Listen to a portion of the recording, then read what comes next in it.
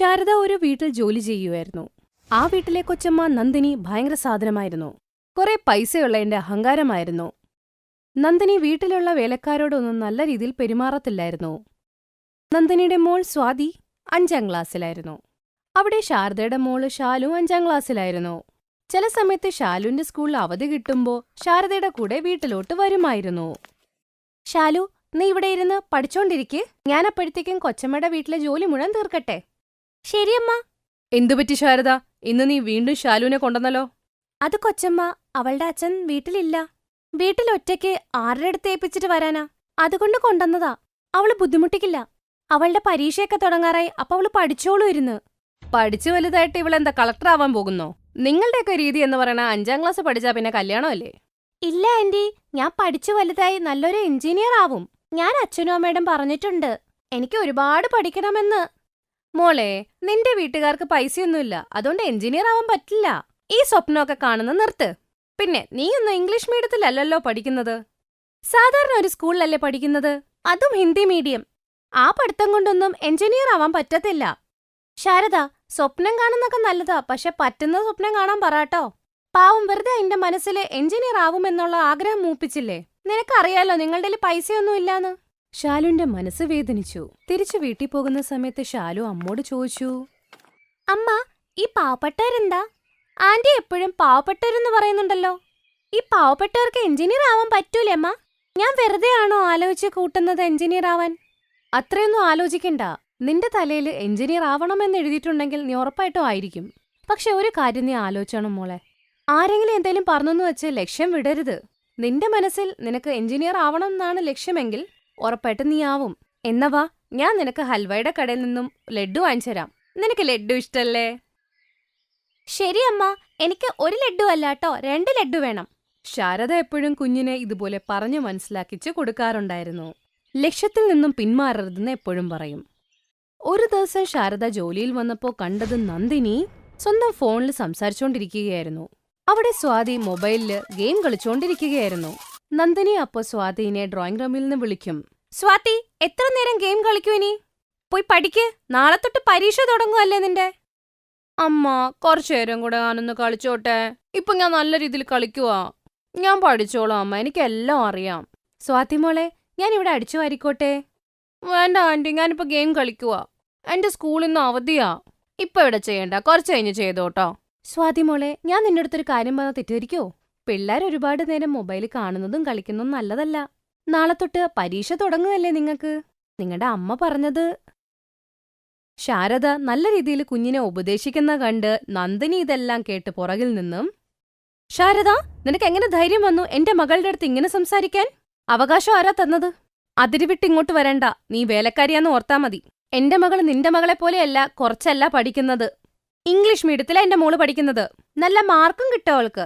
ഇവിടുന്ന് പൊക്കോ. ഇനി മേലാൽ എന്റെ കുഞ്ഞിന്റെ അടുത്ത് ഇതുപോലെ ഒന്നും സംസാരിക്കാൻ വരരുത്. ഞാൻ നിനക്ക് ഇത്തിരി ജോലി തന്നപ്പോ നീ എന്റെ വീട്ടിലങ്ങ് കേറി നിറങ്ങാന്ന് വിചാരിച്ചോ? ക്ഷമിക്കണം നന്ദിനി ചേച്ചി, ഞാൻ വിചാരിച്ചത് അവക്ക് പരീക്ഷയല്ലേ, അതുകൊണ്ടിരുന്ന് പഠിച്ചോട്ടെ എന്ന് മാത്രം. ആ ശരി ശരി, എന്നെ പ്രാന്ത് പിടിപ്പിക്കണ്ട. ഇവിടുന്ന് പോയിട്ടെ പുറത്ത് വൃത്തിയാക്ക്. ആ സ്വാതി, ഞാൻ കുറച്ച് കഴിയുമ്പോൾ മാർക്കറ്റിൽ പോകും, അപ്പൊ ഇരുന്ന് പഠിച്ചോണം നീ. നന്ദിനി എന്നും ഇങ്ങനെയായിരുന്നു. സ്വാതിയുടെ കാര്യത്തിൽ ഒരു ശ്രദ്ധയുണ്ടായിരുന്നില്ല. അതുകൊണ്ട് തന്നെ സ്വാതിയുടെ പഠിത്തത്തിനെ അത് ബാധിച്ചു. പിന്നീടൊരു ദിവസം, മമ്മി, എനിക്ക് അറിയില്ലായിരുന്നു ശരിക്കും ഇന്ന് മാത്സിന്റെ എക്സാം ആയിരുന്നെന്ന്. ഞാൻ മറന്നുപോയതാ. ഇനി എന്ത് ചെയ്യാനാ? നിന്റെ അച്ഛൻ പോലും ഇവിടെ ഇല്ലല്ലോ, ട്യൂഷൻ പോലും ശ്രദ്ധിക്കുന്നില്ല. ഇത്രയും കുറെ സബ്ജക്റ്റ് നീ ഒരു ദിവസം കൊണ്ട് എങ്ങനെ പഠിക്കും? എനിക്ക് നിന്നെ പഠിപ്പിക്കാൻ പറ്റുന്നില്ല. അല്ല, എന്തോരം പഠിക്കാനാ? സാറ്റർഡേ സൺഡേ ഓഫായിരുന്നതുകൊണ്ട് ശാലുവും വന്നു കൂടെ. ശാലുവിന്റെ പരീക്ഷ തീർന്നിരുന്നു. ശാലു നന്ദിനിയുടെ അടുത്ത് വന്ന് പറഞ്ഞു, ആന്റി, വേണമെങ്കിൽ ഞാൻ സ്വാതിനെ സഹായിക്കാട്ടോ. എന്റെ പരീക്ഷ തീർന്നല്ലോ, ഞാൻ സ്വാതിനെ മാത്സ് പഠിപ്പിക്കാം. നീ എങ്ങനെ പഠിപ്പിക്കാനാ ശാലു? നീ ഹിന്ദി മീഡിയത്തിലല്ലേ പഠിക്കുന്നേ? നിങ്ങളുടെ സ്കൂളിലെ പഠിത്തം പോലെയാണോ ഇവരുടെ സ്കൂളിലെ പഠിത്തം? ആന്റി, മാത്സിന്റെ ഫോർമുലയൊക്കെ ഒന്നു തന്നെയല്ലേ?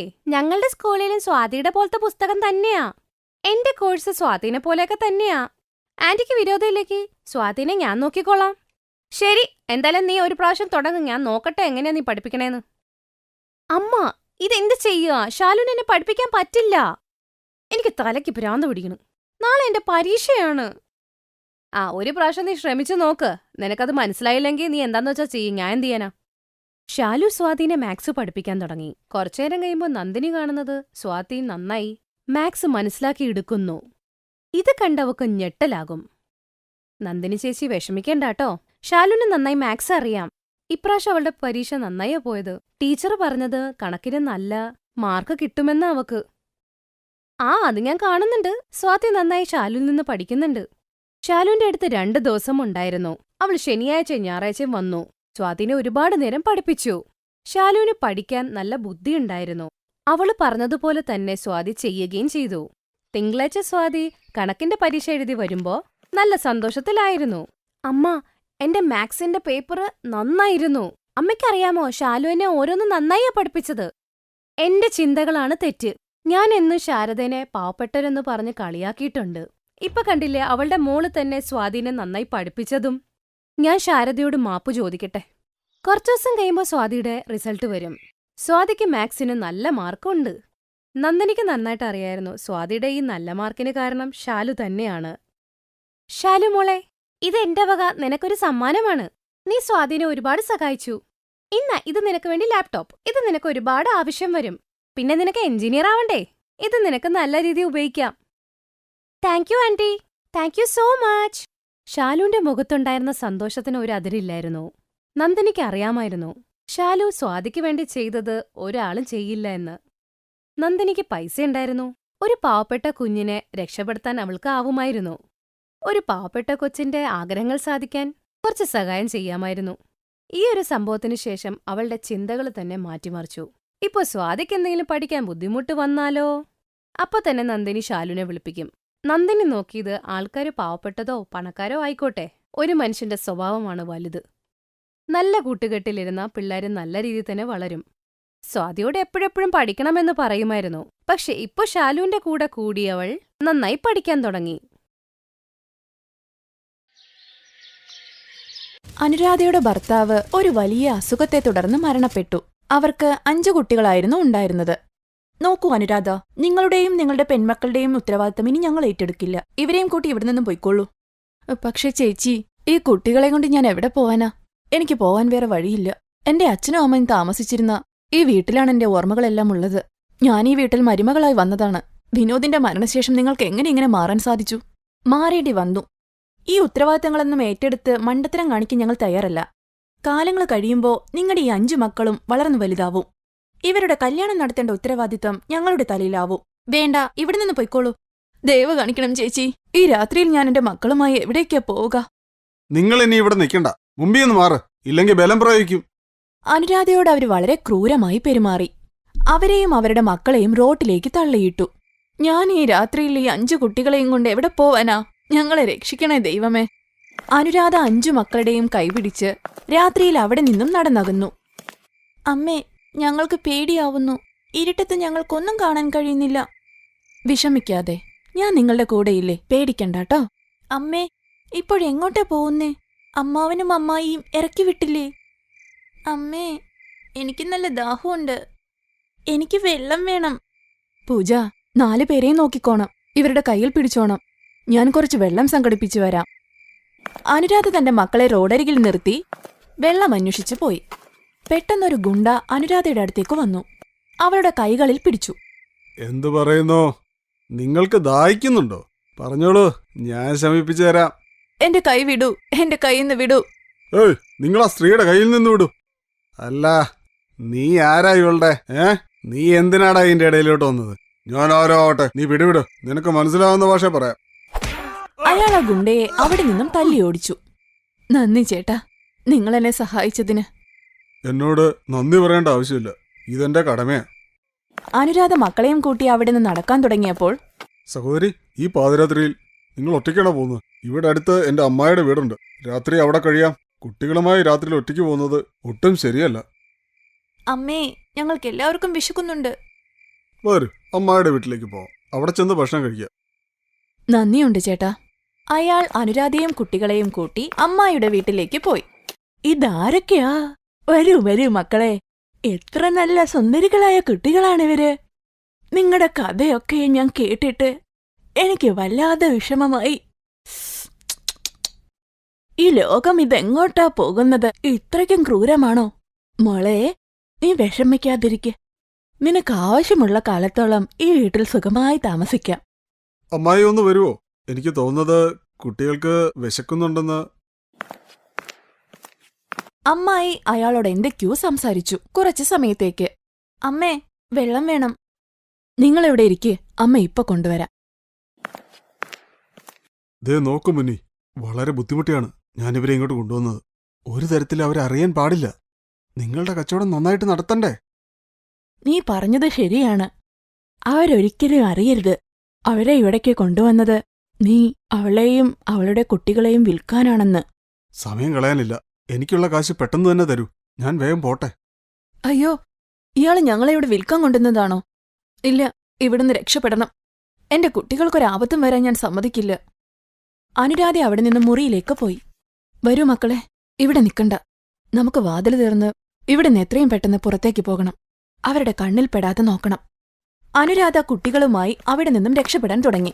പെട്ടെന്ന് അവര് രക്ഷപ്പെട്ടതറിഞ്ഞ് അവരെ പിടിക്കാനായി പുറകെ പോയി. മുന്നി, നമുക്കിവരെ പിടിക്കണം. ദൈവമേ, ഞങ്ങളെ രക്ഷിക്കണേ, ഞങ്ങളെ രക്ഷിക്കണേ. പെട്ടെന്ന് വാ മക്കളെ, വേഗമാകട്ടെ, അവരുടെ കയ്യിൽ പെടരുത്. പെട്ടെന്ന് അനുരാധ അവിടെ ഒരു ഹനുമാൻ ക്ഷേത്രം കണ്ടു. അവിടെ നിന്നും ഒരു മണിനാദവും കേട്ടു. വരൂ മക്കളെ, പെട്ടെന്ന് നമുക്ക് ക്ഷേത്രത്തിലേക്ക് പോവാം. പിന്നെ അവർക്കൊന്നും ചെയ്യാൻ കഴിയില്ല. ഇനി നമുക്കിവരെ പിടിക്കാൻ പറ്റില്ല. അവര് ഹനുമാൻ ക്ഷേത്രത്തിൽ കയറി. അവരെങ്ങനെ പറഞ്ഞാൽ പൂജാരിയും മറ്റുള്ളവരും ചേർന്ന് പോലീസിനെ വിളിക്കും. നമുക്കൊട്ടും ഭാഗ്യമില്ല. അവര് കൺമുമ്പിന്നാ പോയത്. വാ, നടക്ക്, നമുക്ക് തിരിച്ചു പോവാം. എന്റെ ഭഗവാനെ, അങ്ങ് എന്റെയും എന്റെ കുട്ടികളുടെയും ജീവൻ രക്ഷിച്ചു. ഞാൻ ധന്യയായി. ഹനുമാൻ സ്വാമി തന്നോട് അപേക്ഷിക്കുന്ന ആരെയും ഉപേക്ഷിക്കില്ല. ഇവിടെ നിങ്ങള് പേടിക്കേണ്ട ഒരാവശ്യവുമില്ല. പക്ഷെ മോളെ, എന്തിനാ നീ ഇങ്ങനെ പേടിക്കുന്നത്? അനുരാധ പൂജാരിയോട് തന്റെ ദുഃഖത്തിന്റെ കാരണങ്ങളെല്ലാം പറഞ്ഞു. മകളെ, നിനക്ക് വേണമെങ്കിൽ ഈ ഹനുമാൻ ക്ഷേത്രത്തിൽ താമസിച്ച് ഭഗവാനെ സേവിക്കാം. ഇവിടെ നിനക്ക് ഒരു തരത്തിലുള്ള പ്രശ്നവും ഉണ്ടാവില്ല. പൂജാരി പറഞ്ഞ വാക്കുകൾ അനുരാധയ്ക്ക് ഒരുപാട് ആശ്വാസമായി. അന്നു മുതൽ അനുരാധ തന്റെ 5 മക്കളുമായി ഹനുമാൻ ക്ഷേത്രത്തിൽ താമസിക്കാൻ തുടങ്ങി. അനുരാധയും 5 കുട്ടികളും ഹനുമാൻ ക്ഷേത്രത്തിൽ സേവനം ചെയ്യാൻ തുടങ്ങി. അവിടെ ശുചിയാക്കുന്ന കാര്യങ്ങളെല്ലാം അനുരാധയായിരുന്നു ചെയ്തിരുന്നത്. ഒരു ദിവസം അനുരാധ പൂജാരിയോട് പറഞ്ഞു, സ്വാമി, എനിക്ക് തോന്നുന്നു ക്ഷേത്രത്തിന് പുറത്ത് പൂജാസാധനങ്ങൾ വിൽക്കുന്ന കച്ചവടം തുടങ്ങിയാൽ കുറച്ച് പൈസ കിട്ടും. അതെന്റെ കുട്ടികളുടെ വിദ്യാഭ്യാസത്തിനും കല്യാണത്തിനും ഉപകാരപ്പെടും. ഇത് വളരെ നല്ല ഒരു ചിന്തയാണ് മോളെ. ഞാൻ ഇന്ന് പൂക്കളുടെയും പൂജാസാധനങ്ങളുടെയും ഒരു കട നിനക്കിട്ട് തരാം. നിനക്ക് കടമായിട്ട് പൂമാലയും മറ്റു സാധനങ്ങളും എത്തിക്കാം. നിന്റെ സമ്പാദ്യത്തിൽ നിന്ന് അവർക്ക് നീ കൊടുക്കാനുള്ള പൈസ കൊടുത്തിട്ട് ബാക്കി പൈസ നിന്റെ കയ്യിൽ സൂക്ഷിക്കാം. അങ്ങനെ പതിയെ പതിയെ നിന്റെ ആവശ്യങ്ങൾ നിറവേറ്റാം. അനുരാധയ്ക്ക് കച്ചവടം ചെയ്യാനുള്ള സഹായം പൂജാരി ചെയ്തു കൊടുത്തു. അനുരാധ ക്ഷേത്രത്തിന് പുറത്തായി പൂമാലയും പൂജാസാധനങ്ങളും വിൽക്കാൻ തുടങ്ങി. അനുരാധ തന്റെ കുട്ടികളെ സർക്കാർ സ്കൂളിൽ ചേർത്തു. അങ്ങനെ കുട്ടികൾ അവിടെ പഠിക്കാൻ തുടങ്ങി. ഇപ്പോൾ 12 വർഷമായി അനുരാധ ഹനുമാൻ ക്ഷേത്രത്തിൽ താമസിക്കുന്നു. അനുരാധയുടെ കടയുടെ അടുത്തായി പൂമാലയുടെയും പൂജാസാധനങ്ങളുടെയും 2 കടകൾ കൂടി വന്നു. ക്ഷേത്രത്തിലെ പൂജാരിയുടെ ആരോഗ്യനില മോശമായി. പൂജാരി അനുരാധയെ അരികിൽ വിളിച്ച് ക്ഷേത്രത്തിലെ ചുമതലകളെല്ലാം അനുരാധയ്ക്ക് കൈമാറി. ക്ഷേത്രത്തിന്റെ എല്ലാ ഉത്തരവാദിത്തങ്ങളും അനുരാധ ഏറ്റെടുത്തു. അനുരാധയുടെ 5 പെൺമക്കളും വലിയ കുട്ടികളായി. അനുരാധ ആ നാട്ടിലെല്ലാവർക്കും പ്രിയപ്പെട്ടവളായി. അവളുടെ നല്ല പെരുമാറ്റം എല്ലാവരെയും ആകർഷിച്ചു. അനുരാധയ്ക്ക് തന്റെ 5 മക്കളുടെയും വിവാഹം ഭംഗിയായി നടത്താൻ സാധിച്ചു. ഹനുമാൻ സ്വാമിയുടെ അനുഗ്രഹം കൊണ്ട് അവളുടെ 5 പെൺമക്കളും ഇപ്പോൾ സുഖമായി ജീവിക്കുന്നു. കേട്ടിട്ടില്ലേ, ആരുമില്ലാത്തവർക്ക് അവരുടെ രക്ഷയ്ക്കായി ഭഗവാൻ എന്നും ഉണ്ടാവുമെന്ന്. Thanks for watching.